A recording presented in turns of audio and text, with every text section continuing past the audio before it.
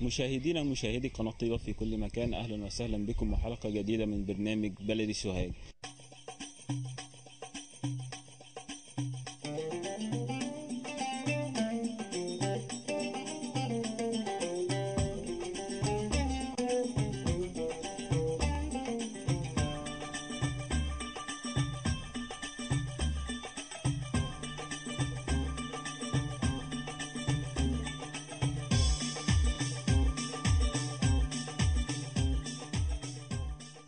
حرصا من برنامج بلدي سوهاج نتلقي مشكلات الجماهير بمحافظة سوهاج ومن قرية بار الوقف بمحافظة سوهاج. نلتقي بأحد المواطنين لنتعرف على المشاكل التي تواجههم بالقرية. نتعرف بحضرتك. جمال إبراهيم بار الوقف. أستاذ إبراهيم، أستاذ جمال، كلمنا عن المشكلات اللي بتواجهكم في قرية بار الوقف. إيه المعاناة اللي بتعانوها داخل القرية؟ طبعا هي اهم مشكله عندنا في بار الوقف طبعا هي ان الصرف الصحي. طبعا عندنا كله نظام طرنشات وعربيات بتعبي من الطرنشات، فدي اكبر مشكله عامله طبعا تلوث للبيئه، والاماكن عندنا كلها الدور الارضي دايما بيكون من بايظ تماما. عندك كمان العربيات اللي بتنزح من عندنا بتفضي في الترعه هنا، فبترجع نشربها ثاني مره. دي من يعني دي اهم مشكله عندنا. طبعا المشاكل الثانيه حكايه ان الزباله مرميه في كل حته. يعني انت بتقول ان مياه الشرب عندكم ملوثه مختلطه بمياه الصرف الصحي. طبعا اكيد، لانك انت ما انت شفت البيار بتصرف فين، وفي ناس عامله ايسون، فالايسون ده شيء طبيعي بيصرف فين؟ تحت. واحنا عندنا اصلا الميه بتيجي منين؟ الطرمبات بالذات بتيجي من الصرف الصحي من تحت، وعندنا الترع بترشح، فكله بيخش في بعضه. وهم اصلا ثاني مره لما بياخدوها من عندنا بيعبوها من البيوت بينزلوها ثاني في الترعه، فبترجع لك ثاني مره ماشي. فده بيلوث، بيجيب المرض. اول حاجه الفشل والامراض اللي عندنا في البلد طبعا كثيره، سواء كنا احنا ولا بر الملك ولا نيدا ولا كل البلاد المجاوره اللي حوالينا اللي ما فيهاش صرف صحي. هل عينتوا اي عينات من المياه في وديتوها لشركه مياه الشرب والصرف الصحي لعمل تحليل على هذه المياه ولا ايه؟ لا احنا ما عملناش طبعا، بس الامراض هي اللي اصلا كل حاجه تدل على نفسها. الامراض وحاله الوفيات اللي عندنا هي اللي تثبت لنا الحالات اللي بتيجي تحصل. احنا عندنا نسبه الفشل، عندنا الكبد الكلوي وعندنا الكبد متوفر عندنا طبعا، ده كله بسبب التلوث. نسب الامراض عندكم عاليه جدا طبعا، ونسب الوفيات كمان بسبب الامراض دي عاليه جدا عندنا. بس ودي حاجه، دي طبعا من ضمن الحاجات. طبعا اول حاجه يعني هي بتخرب طبعا البيت بالكامل من تحت. الدور الارضي بيكون معدوم تماما، كله رطوبه، فده بيأثر على الصحه وبيأثر على ان الانسان دايما يجي له مورتيزم، وخاصه الستات الكبيره والناس الكبار ده اللي هم بيجي لهم المورتيزم بسبب الرطوبه بتاعه الصرف الصحي. دي اهم مشكله طبعا عندنا اللي هي رقم واحد. طبعا المشكله الثانيه احنا عندنا الطرق الضيقه اللي عندنا اللي هناك عاوزه تتغطى، اللي هي اللي فيه مصارف قدام البيوت. فطبعا المصرف الناس بترمي فيه زباله وبترمي فيه وسخ وبترمي فيه مخلفات، فالمخلفات دي تاني مره بتسد اول حاجه المصرف، تاني مره برضو بتلوث الميه وبتضيق الطريق، فاحنا ما بنعرفش نمشي. فلو اتغطت طبعا هتكون افضل وانضف، وهم غصب عنهم يرموا الميه بتاعتهم الوسخه يرموها في اي مكان خاص برمي الميه او بالصرف الصحي.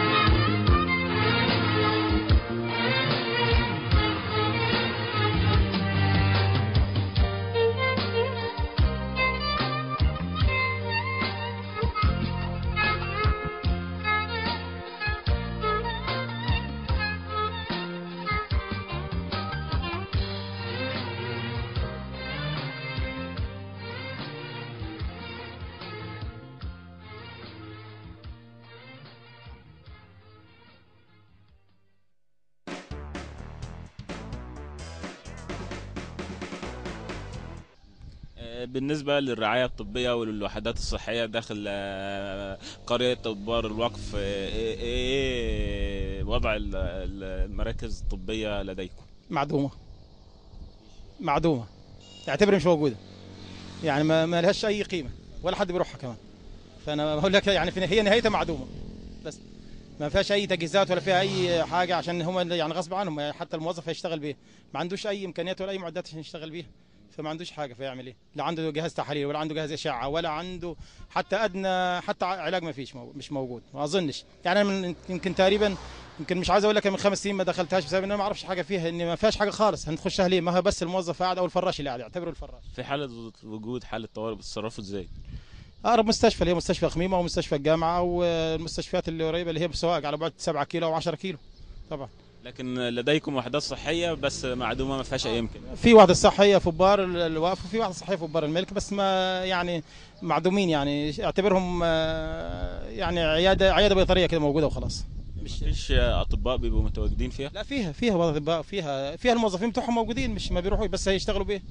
موجودين الموظفين والاداريين والاطباء موجودين، اللي حسب ما هم موجودين، يعني حسب اللي متثبت فيها موجود بيجي. يعني مش حد منقطع على العمل، لا بيجوا، بس ما فيش اصلا عندهم اي امكانيات يشتغلوا بيها، فما اظنش حد بيثق فيها انه يروح يعني.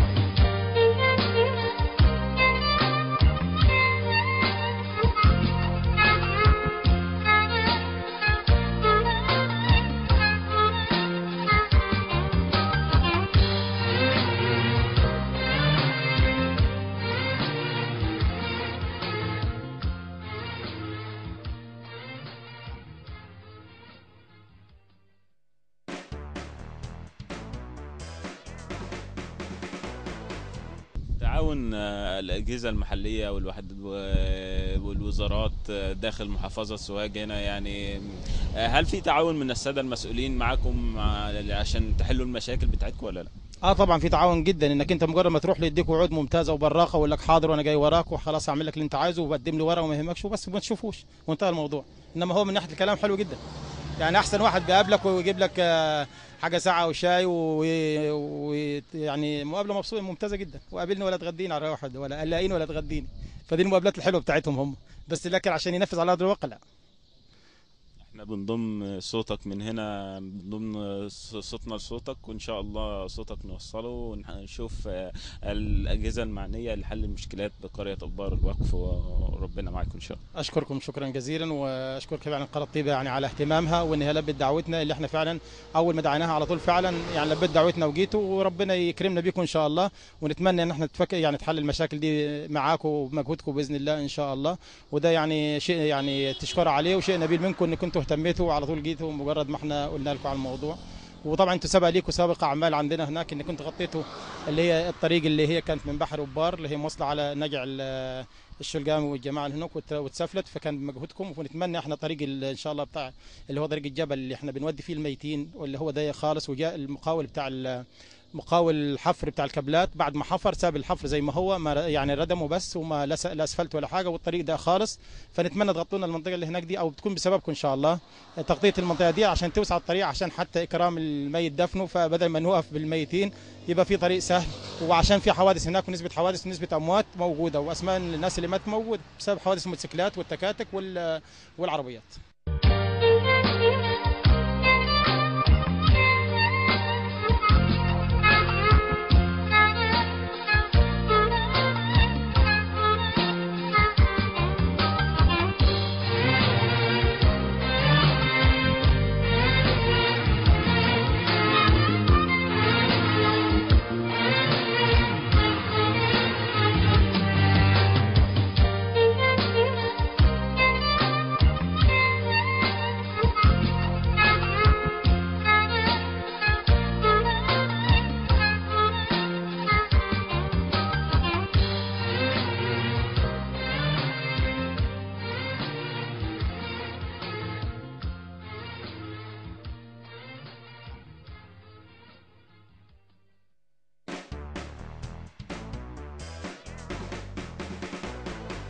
تعرف بيك علاء عبده.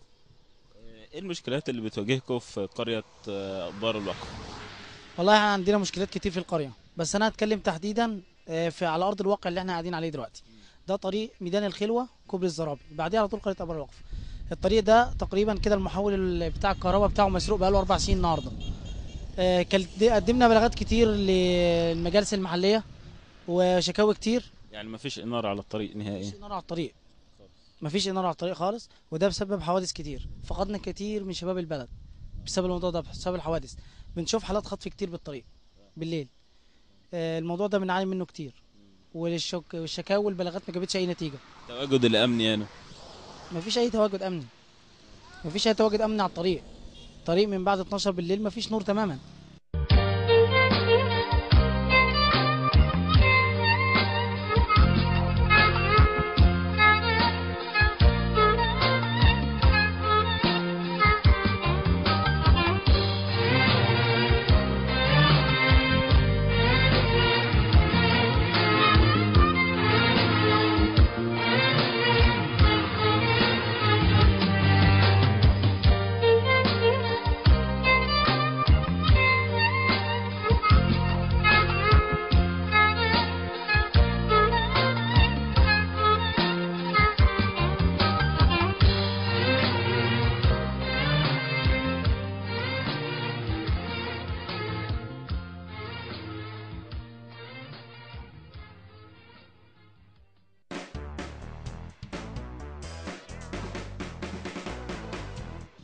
فبتدي خلي قطاع الطرق والجماعه دول يقفوا بالليل. لسه من اسبوع بالظبط كان في اختطاف موتوسيكل من البلد قريب، في ظل الظروف الامن اللي معتبره فيه مصر حاليا. فاحنا عايزين نخاطب رئيس المجلس مدينه اخميم. الراجل اللي كلمناه كتير وقال انا الموضوع من عندي انتهى تماما وخلص، والمحول اتجاب واتدخل مخازن. فاضل شركه الكهرباء بقى ان هي تجيب المجاول ياخد الموضوع، ياخد ويشتغل. فالموضوع وقف. فاحنا عايزين حل الموضوع ده من خلالكم، من خلال اي حد، ان هو يحل الطريق. الموضوع ده ليه قد ايه؟ بقاله النهارده 3 أو 4 سنين بالظبط المحول مسروق.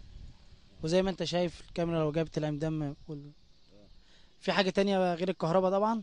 وزاره الري والصرف الصحي في مرحله التطهير اللي بتعملها للترع والمصارف في كل سنه. زي ما انت شايف الحاجات بتاعتها طلعت تطهير، طلع على الطريق. الطريق اصلا ضلمه، وده خد منه 2 متر، والطريق ضلمه، ومن هنا في شجر. الشجر ده بيحجب الرؤيه اصلا عن السواقين بالليل، فلا يمين ولا شمال. الطريق تقريبا شبه اتقفلت تماما. فاحنا عايزين حل الموضوع ده بسرعه يعني ان شاء الله.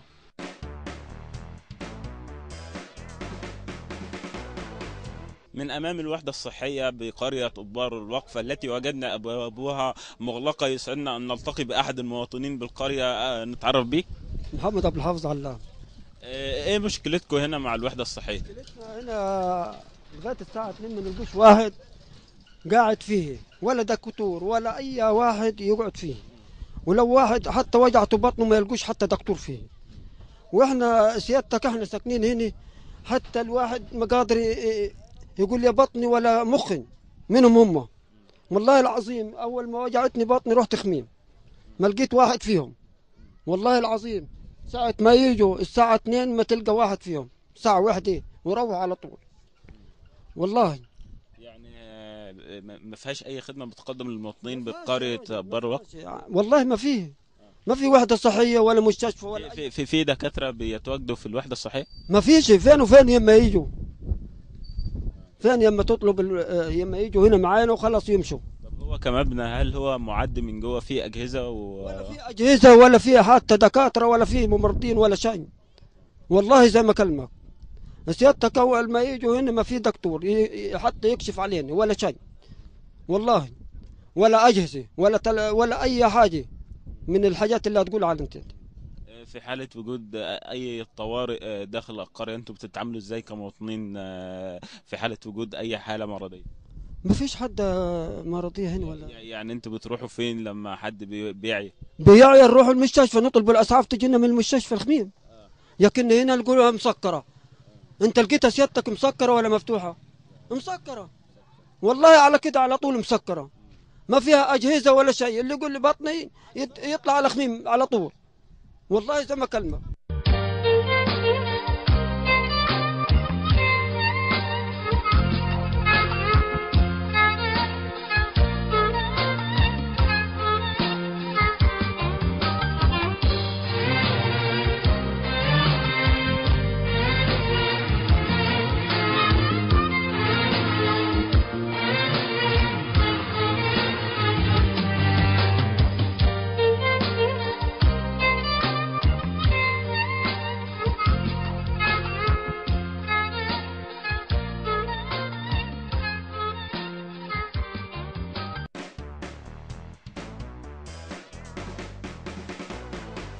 مع المعاناة التي تواجه المواطنين بقرية أبار الوقف، يسعدنا أن نلتقي بأحد المواطنين لنتعرف منه على المشكلة التي تواجهه بسبب الوحدة الصحية بالقرية. نتعرف على حضرتك. أنا اسمي الأستاذ أشرف عبد الله عبد الحميد، إداري بمدرسة أبار الوقف تعليم أساسي. مدام صابرين سمير سيد، بكالوريوس تجارة وليا 8 سنين ما تعينتش. حضرتك إيه مشكلتكم هنا مع الوحدة الصحية؟ مشكلتنا حضرتك يعني أنا لسه جاي من مستشفى أخميم، لو أنا أعرف فيه مثلا علاج ولا فيه اهتمام بالمرضى كنت جيت بدل ما أروح أخميم لمؤاخذة وآخد موتوسيكلي أنا وأروح كمواطن عادي، مش لاقي لمؤاخذة لا شريط برشام ولا لاقي دكتور ولا لاقي اهتمام. فده حرام يعني. لإمتى هتبقى القرى يعني خالية من أي ظروف كويسة؟ يعني الناس لغاية متى المعاناة الناس دي بتعيشها من سنين، لإمتى هتفضل يعني كده؟ الوحدة الصحية هنا ما بتشتغلش خالص؟ شغل بالكذب يا باشا، يعني لا مؤاخذة شريط اسبرين، شريط علبة دواء كحة، يعني ما فيش اهتمام لا مؤاخذة، لا بإشاعة لا مؤاخذة ولا بتحاليل ولا مثلا لا المواطن ده تعبان محتاج ان هو يعني يتراعى افضل، ما فيش الكلام ده خالص. ليه يعني؟ ده حرام. لإمتى الناس يعني؟ احنا دلوقتي حتى في ثورة، يعني لازم يبقى فيه اهتمام، لازم اشوف الناس دي. الثورة اتبنت على الراجل البسيط الراجل الفقير، فما ينفعش الناس يعني تتهمل للدرجة دي. يعني دي زوجتي اصلا دي معاها مثلا بكالوريوس تجارة تقدير جيد جدا، ليها 8 سنين النهارده، يعني تتعين الوسايط بالمقبول وهي عشان ما لهاش واسطة لا مؤاخذة تتركها. في حالة وجود أي حالة مرضية لأبنائك بتتصرفي إزاي؟ والله بنروح مستشفى خميم زي ما شفت حضرتك، انا برضو تعبانه دلوقتي، راح وداني مستشفى خميم عشان اكشف. اما نروح الوحده هنا ما فيش اي علاج وما فيش اي اهتمام. مستشفى خميم قريبة عليك ولا بعيدة؟ لا بعيده، مواصلات، لو احنا مش معناش الموتوسيكل ناخدها مواصلات. يعني كنت هصرف لي بتاع 15 جنيه مواصلات. طب اجيب منين؟ انا كموظف عادي اجيب منين؟ يعني لما اصرف انا 10 15 جنيه على المواصلات هصرف عليهم ايه؟ ياكلوا يشربوا؟ اديني كده، انا معايا مرتب مثلا، معايا 4 اولاد او 3 اولاد وزوجه، وريني كده هياكلوا ازاي ويشربوا ازاي ويصرفوا ازاي ويلبسوا ازاي؟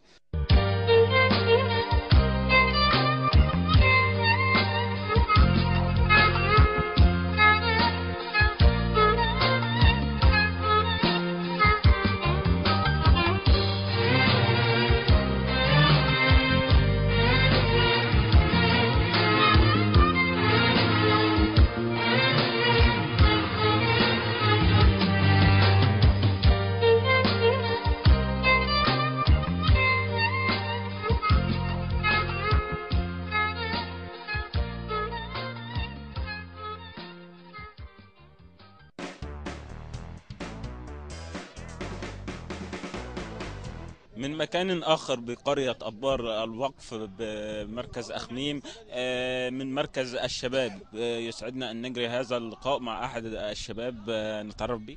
حسام تيسير من أبناء القرية. إيه المشكلة اللي أنتوا بتعانوها هنا داخل مركز الشباب، وإيه اللي أنتوا عايزينه يتوفر داخل مركز الشباب؟ بسم الله الرحمن الرحيم. والله النادي ما فيهوش أي نشاطات غير كرة القدم، وكله بالمجهود الذاتي. مفيش أي أنشطة تانية لا سلة ولا أي حاجة غير كرة القدم. وساعتك حواليه قهاوي، وفي زبالة قهوة بترمي زبالة ورا، وساعات يعني مفيش غير كرة واحدة، والملعب فيه رطوبة كتير من الترع اللي جنبينا وكده، فمفيش اهتمام يعني. حتى بالمكتبة حاجات قليلة، فيها كتب قليلة وكده. يعني بالفعل في مكتبة في المركز؟ في مكتبة في المركز، بس الكتب ما فيش كتب جديدة أو حاجات جديدة، يعني كلها كتب قديمة. أنت شايف إن مركز الشباب ده يعني كافي إن هو يشمل كل الشباب بقرية أبار الوقف؟ لا حضرتك، المركز محدود جدا والنادي محدود، مفيش غير نشاط واحد، مفيش أي تغيير، مفيش أي نادي صيفي، أي رحلات، أي اجتماعات، مفيش أي حاجة خالص. يعني ايه المناشده اللي انتوا تناشدوها لمديريه الشباب والرياضه من مكانكم هنا؟ احنا نجد ان يعني النادي يتوسع، يبقى فيه تطورات، يبقى فيه مجهود اكبر من كده يعني، وتغير النشاطات غير كرة القدم، ما في نشاطات تانية، والتوسيع يعني في النادي. ده المكان الوحيد اللي بيتوجه ليه الشباب بقرية أبار الوقف عشان يمارسوا الأنشطة فيهم؟ ما فيش غير المكان الوحيد ده في النادي، مفيش غيره. احنا بنضم صوتكم، ان شاء الله نوصل صوتكم ونضم صوتنا لصوتكم، ونطالب وكيل الوزاره الاستاذ احمد الديب ان هو يوفر لكم مكان اخر ويهتم بمركز الشباب هنا. ان شاء الله. شكرا.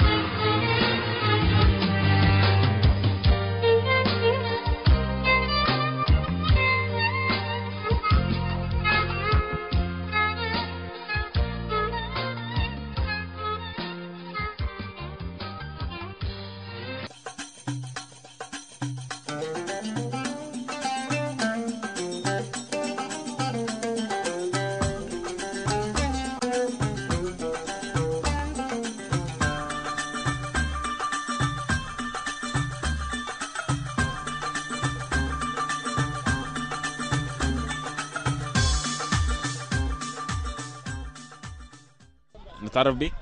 علي جابر صبري، مركز شباب أوري وقف. نتعرف بيك؟ صاحب محمد حامد. ايه رأيك في مركز الشباب هنا، وانت شايفه ان مركز الشباب ده كافي ان هو يشمل كل ابناء قرية ابار الوقف؟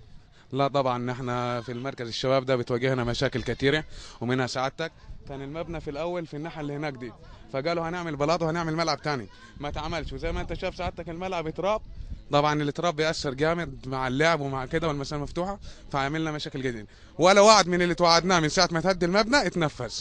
هنعمله بالمجهود الذاتي، محتاج تراب بنجيب على حسابنا الشخصي وبنسوي الملعب وبنلعب عليه، يبوظ تاني من المية ومن السباكة بتاعت الجيران والناس، فهتحصل لنا مشاكل برضه بتكليف ذاتي ومصاريف ذاتية. انت ايه رأيك، شايف ان هو ده ينفع ملعب لكرة القدم؟ لا يصلح ملعب بصراحة ولا آدمي، والناس الشباب ده حرام تعب التراب ده والغبار وبنتأجر أجار وما بيستاهلش يعني بصراحة، الزبالة وما حدش بيوش الملعب ولا اهتمام ولا أي حاجة بصراحة. يعني انت بتيجي هنا بتتأجر الملعب تأجير؟ أجار بصراحة. بكام إيجار؟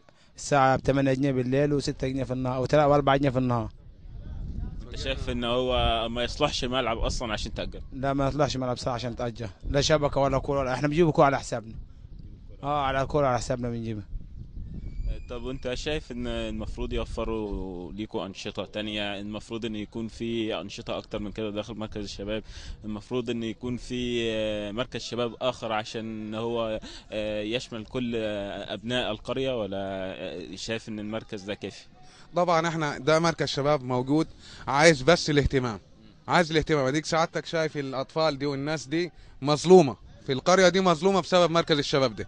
لو في اهتمامات وفي أنشطة تاني وأنشطة تاني هتشجع الأطفال دي والشباب إنه يطلع يبص على مستقبل، بدل ما يروح يقعد على القهاوي يقعد يفشل يبوظ، ينتبه. دي الرياضة مفيدة، والنهاردة هي اللي أثبتت إن كل حاجة في أحسن حاجة في كل حاجة.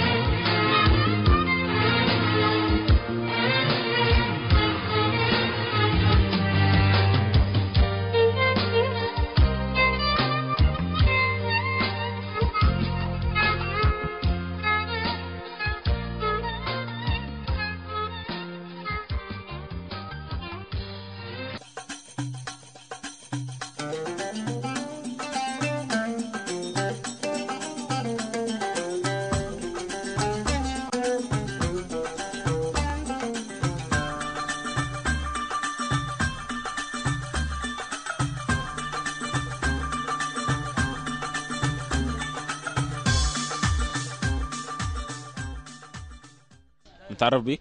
عمر جابر يا فندم. انت ليك كم سنة بتمارس الرياضة هنا داخل مركز الشباب؟ ليا حوالي 18 سنة. يعني عمرك كله داخل مركز شباب ابار الوقف؟ تمام. انت شايف ان في اي تغير ملحوظ خلال الفترة اللي انت عشتها هنا في المركز؟ يعني شايف في تجديدات، في اهتمامات، في حاجات اتغيرت من وقت لاخر؟ لا مفيش اي تغيير ولا اي اهتمام ولا اي حاجه، احنا بنعمل كل حاجه مع بعضنا مع بعض. بنجيب الكرة على حسابنا وبنجيب الشبكه على حسابنا وبنلعب مع بعض. احنا بنحجز بس الملعب من النادي مركز الشباب، والملعب اصلا بايظ على طول احنا بنصلحه باستمرار على حسابنا الشخصي. لكن مفيش اي تغييرات ولا اي تغييرات يا فندم. حضرتك بص، في زباله احنا بنشيلها من الملعب والكشافات بايظه نصها، وما مغطاش حتى نص الملعب اضاءه بالليل، والحجز غالي على الفاضي بس. طب انت ايه اللي بتطالبه من السادة المسؤولين اللي هم مسؤولين إدارة الشباب والرياضة في السعودية؟ انا بطلب يعملوا لنا يعملوا يجددوا مركز شباب ده كويس، يعملوا لنا مركز شباب نظيف زي باقي الانديه وباقي المراكز في المحافظه. بس عايز مركز شباب نظيف اجيب فيه ابن اخويا، اجيب فيه اخواتي الصغيرين، اجي انا اعرف العب فيه. وبرضه يا عم لو الحجز غالي مفيش مشاكل. يعني انتوا شايف ان انتوا مظلومين هنا داخل القرية بسبب عدم وجود مركز؟ اكيد طبعا يا فندم، اكيد عايزين ملاعب غير مفيش هنا حاجه غير كره القدم، ويا ريت كمان مهتمين بيها كويس. يعني الملعب زي ما حضرتك شايف ملعب ما ينفعش يتلعب عليه اصلا، ومفيش غير كره القدم، ولا في سله ولا تنس طاوله ولا اي حاجه.